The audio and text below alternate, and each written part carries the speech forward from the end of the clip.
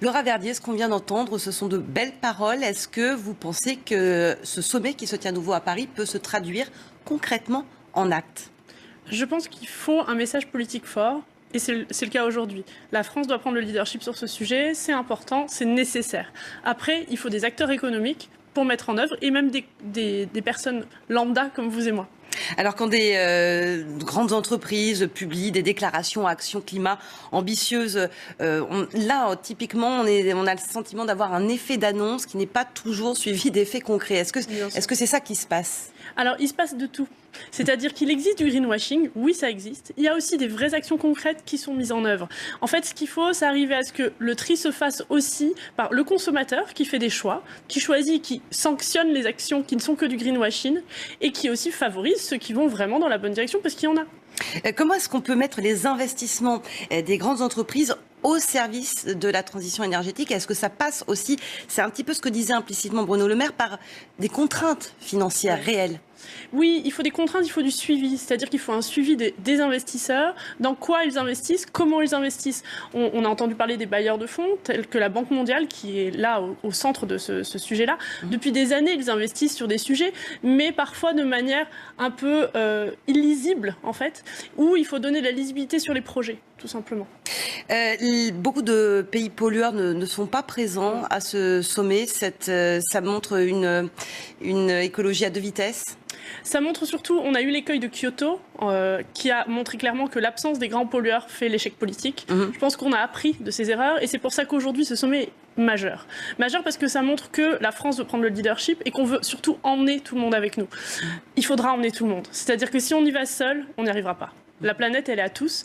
Et s'il manque les USA, parce qu'on parle d'eux, il manque le principal acteur. Alors tout à l'heure, Pascal Canfin disait que certes, il manquait les États-Unis, en tout cas le versant politique, la Maison-Blanche, inspirée par Donald Trump, mais qu'en revanche, pour ce qui concerne le monde de l'entreprise, d'ailleurs, on voyait une grande conversation entre Bill Gates et Emmanuel Macron. Là, ça allait dans le bon sens. C'est juste, c'est ce que je vous disais tout à l'heure, les acteurs économiques, les citoyens sont au cœur de la machine. C'est-à-dire que, oui, l'action politique donne la direction.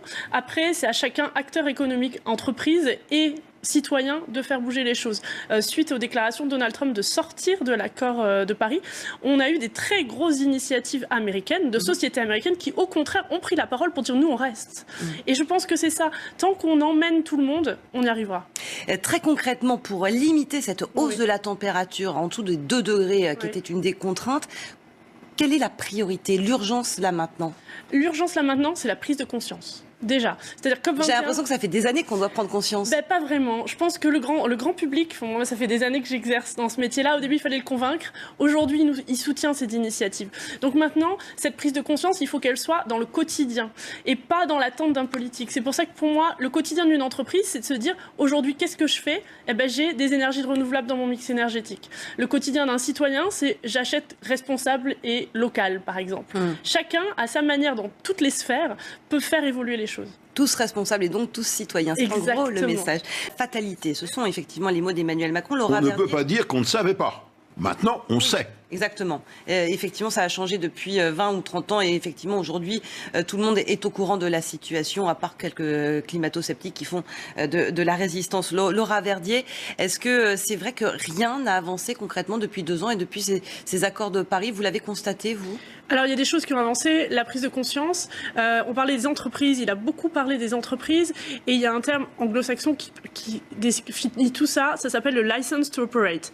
C'est une terminologie américaine qui dit clairement, si on veut continuer à vivre dans la société dans laquelle on vit, dans le monde dans lequel on va vivre, on est obligé d'agir sur les thématiques environnementales. C'est une thématique que je n'ai pas inventée et qui est assez ancienne, mais qui aujourd'hui prend tout son sens parce que les entreprises ont pris conscience depuis COP21 du fait qu'il fallait bouger. Après, le problème, c'est le temps politique dont il a parlé, le temps de l'industrie dont il a parlé pour mettre en œuvre. C'est pour ça qu'il faut des actions politiques fortes. Là, on est en plein dans l'action politique forte pour dynamiser. Après, aux acteurs économiques de se saisir et surtout de se saisir des financements qui vont réussir à être débloqués, je l'espère, grâce à ce sommet. des acteurs économiques qui doivent donc se bouger concrètement, mais qui l'opèrent déjà d'une certaine manière, même si c'est pas toujours concret, parce que ça commence à devenir plus rentable d'aller dans le sens de l'écologie. C'est ça qui est nouveau, vous avez raison, il y a des initiatives, il y a des grosses entreprises, hein, et puis surtout beaucoup d'initiatives privées, des gens qui disent, eh bien voilà, moi je vais m'investir là-dedans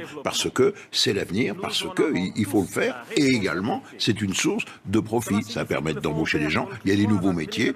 J'étais hier à Lorient. À Lorient, eh bien, on va construire une base énorme. Vous voyez, Lorient, des difficultés avec la pêche. Eh bien, il y a une mutation qui est en train de se faire à Lorient. On va faire une grande base de maintenance des éoliennes marines, qui sont des engins de 150 mètres de haut avec des pales 75 mètres de diamètre. C'est une nouvelle technologie. Vous voyez, il y a toute une mutation et les gens, à la ville de Lorient, en sont conscients. C'est le cas de Brest aussi et d'un certain nombre de ports. Les pêcheurs, maintenant, se disent, eh bien, on ne va plus être les agriculteurs de la mer, en raison de la raréfaction des sources, eh bien, on va commencer, on fait le même métier, c'est la mer. Nous, il y aura des éoliennes, il y aura des pêcheurs, il faut que l'on travaille ensemble. Et ça me semble nouveau comme regard, au lieu de dire, les pêcheurs, allons, pas d'éoliennes. Non, pas du tout. Elles seront là, de toute façon. On en a besoin. Ce genre d'initiative quasiment citoyenne, c'est nécessaire, hein, ce que vous nous dites. Oui, et le changement vient aussi du changement de génération. C'est-à-dire qu'en fait, c'est plus les mêmes acteurs qui commencent à être aux manettes. Et tout simplement, on a une évolution des mentalités, des connaissances. Comme il le disait très clairement, on ne savait pas avant. Aujourd'hui, on le sait. Les générations actuelles qui rentrent sur le marché du travail le savent et sont investies sur ces thématiques-là. Donc oui, on avance parce que tout le monde a envie d'y aller.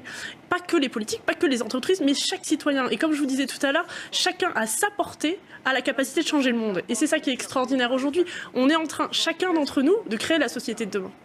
Loïc Signor, vous avez suivi